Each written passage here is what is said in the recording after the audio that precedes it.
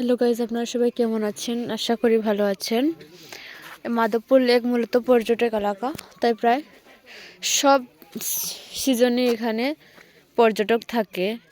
আর এখন যেহেতু উইন্টার, তো এখানে আরও বেশি মানুষজনের চলাচল। পর্যটক অনেক অনেক দূর দূর থেকে মানুষ আসছে আমাদের এই মাধবপুর লেক দেখতে।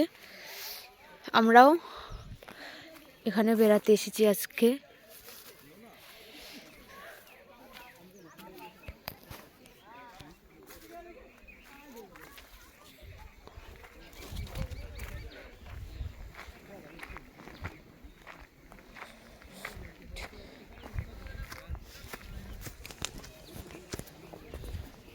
এখান থেকে দেখুন কত নিচু জায়গা,